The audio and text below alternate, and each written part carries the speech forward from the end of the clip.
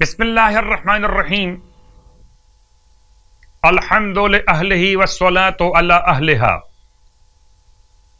اما بعد ماہ رجب المرجب کے فضائل امام جعفر صادق علیہ الصلاۃ والسلام کی زبان مقدس ارشاد فرماتے مولا کہ ماہ رجب المرجب کو سارے مہینوں پر اتنی فضیلت حاصل ہے،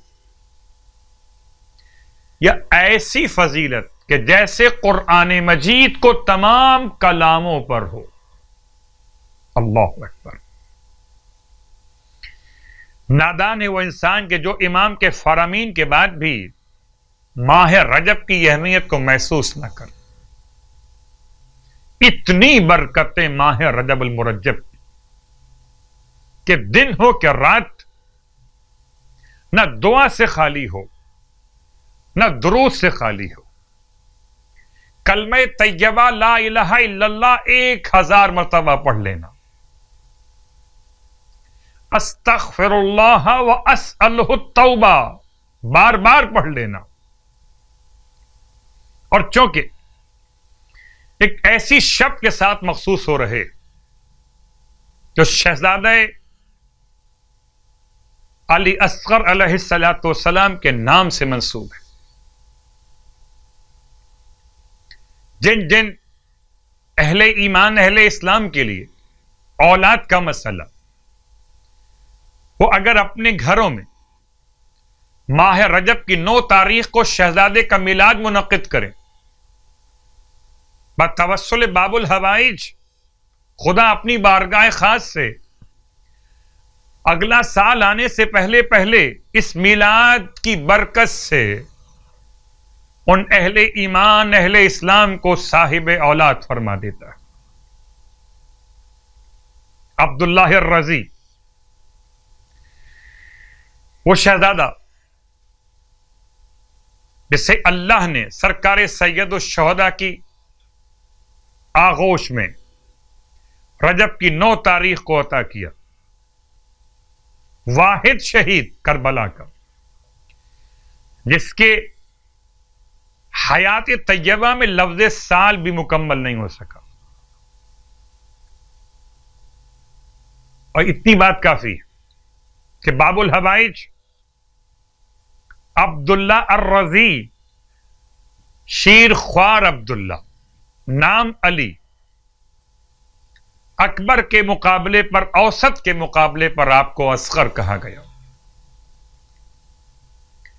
یہ کہہ کے بوس شہیدی نے محلقہ کے لیے کھلا تھا پھول مدینے میں کربلا کے لیے، وہ آیا اور چلے بن چلا بھی گیا، زمین ترس گئی اصغر کے نقش پا کے لیے۔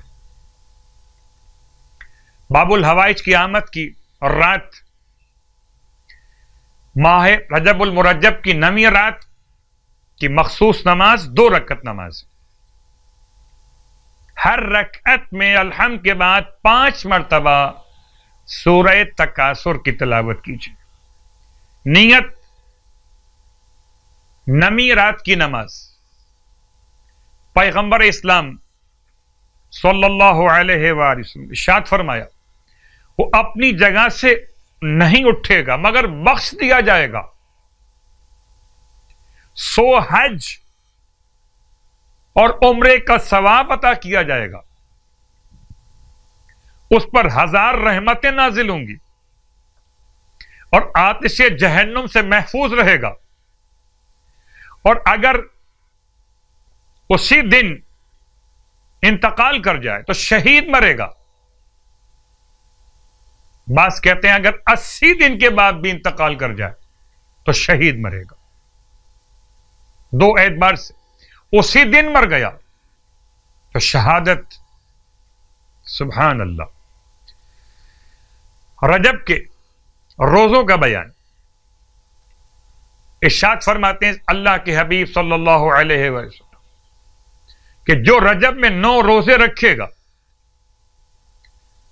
وہ لا الہ الا اللہ کی ندا کرتے ہوئے قبر سے باہر نکلے گا، جنت کے علاوہ اسے کوئی چیز دکھائی ہی نہ دے گی. کیا محشر، کیا میدان، کیا آوازیں، کیا مشکلات. اور جب قبر سے نکلے گا تو اس کے چہرے کا نور اہل محشر کو درخشاں کرے گا، یہاں تک کہ اسے کہا جائے گا، یعنی لوگ یہ خیال کریں گے کہ یہ برگزیدہ پیغمبر ہے کوئی. اس وقت اسے عطا ہونے والی کم ترین چیز یہ ہوگی کہ بغیر حساب کے جنت میں داخل کر دیا جائے گا.